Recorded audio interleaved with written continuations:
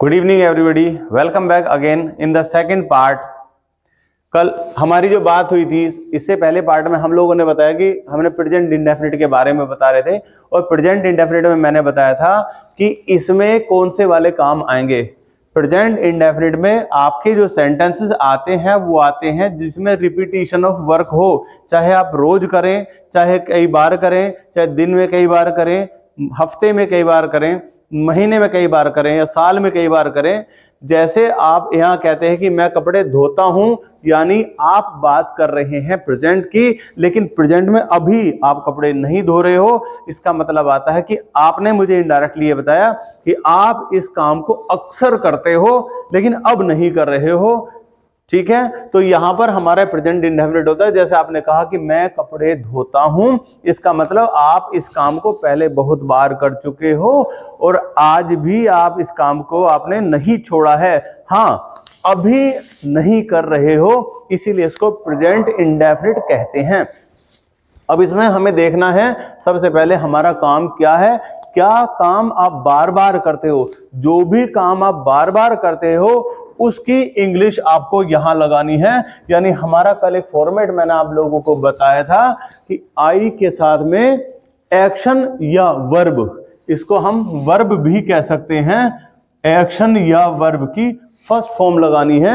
यानी आई के साथ में एक्शन की फर्स्ट फॉर्म, यानी आई एक्शन की फर्स्ट फॉर्म, आई वर्ब की फर्स्ट फॉर्म, यू वर्ब की फर्स्ट फॉर्म, ही वर्ब की फर्स्ट फॉर्म, साथ में एस या ईएस। ऐसी आप देखिए जरा, यहां पर आई के साथ में वर्ब की फर्स्ट फॉर्म, यू के साथ में वर्ब की फर्स्ट फॉर्म, ही के साथ में वर्ब की फर्स्ट फॉर्म, लेकिन साथ में एस या ईएस आता है।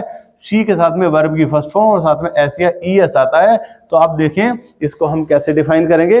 आई वर्ब की फर्स्ट फॉर्म, यू वर्ब की फर्स्ट फॉर्म, ही वर्ब की फर्स्ट फॉर्म, साथ में एस या ईएस, शी वर्ब की फर्स्ट फॉर्म, साथ में एस या ईएस, वी प्लस वर्ब की फर्स्ट फॉर्म, दे प्लस वर्ब की first form, Chintu plus verb की फर्स्ट फॉर्म, किसी भी लड़के का नाम, एंड पिंकी प्लस वर्ब की फर्स्ट फॉर्म। इसका एक एग्जांपल हम लोग यहां पर करेंगे।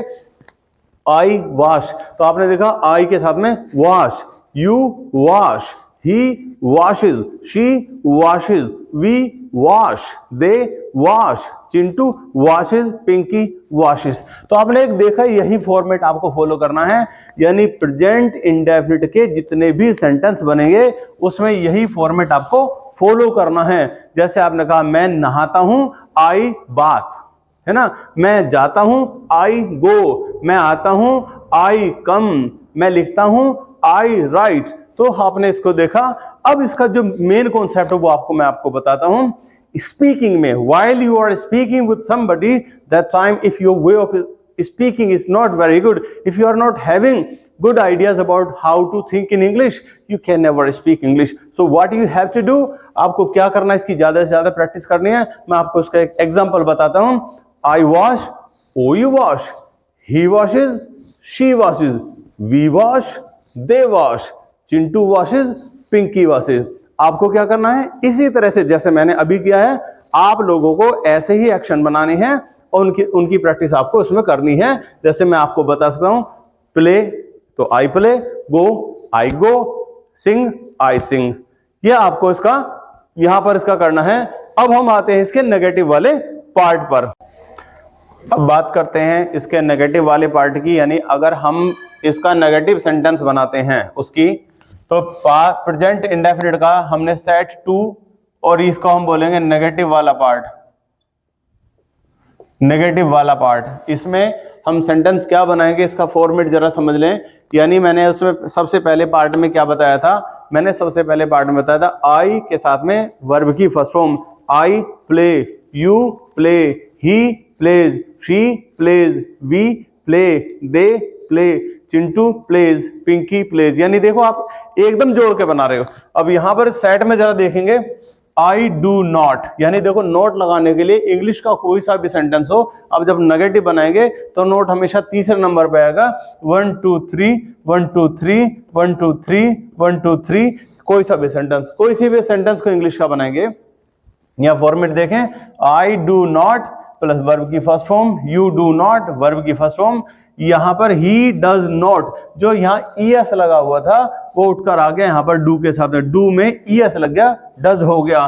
अब हमने ये पूरा सेट बनाया, तो आप क्या करेंगे, इस सेट को पूरे को नोट कर लेंगे, ऐसे ही इस सेट को नोट कर लेंगे। इसके साथ इसका एग्जांपल मैं आपको बता रहा हूं, जरा देखेंगे। ये देखिए, आई डू नॉट वॉश, यानी जो हमारा वर्ब था, जो भी हमारा वर्ब है उसका यहां पर लगा देंगे first form, I do not wash, you do not wash, he does not wash. यानी जो ईएस था यहां पर डज में जो था, वॉश में जो था, वो उठकर डू में आ गए, ईएस बन गया does.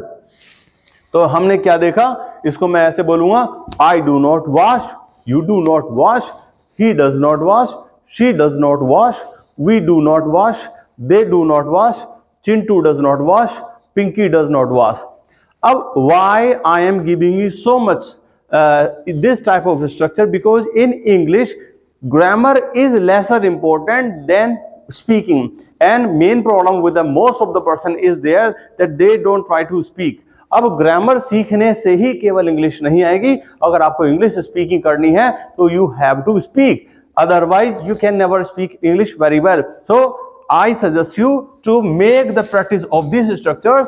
I will give you some more actions. You have to make more practice. I play, or you play, he plays, she plays, we play, they play, Chintu plays, Pinky plays. Negative बनाएंगे, I do not play, or you do not play, he does not play, she does not play, we do not play, they do not play, Chintu does not play, Pinky does not play. और ये सारा हमारा negative बन गया। अब आपसे, अगर आपको वीडियो पसंद आई हो तो लाइक करें, सब्सक्राइब करें, शेयर करें और कमेंट करें। ऐसी ही वीडियो को आगे पाने के लिए मिलते हैं पार्ट नंबर 3 में।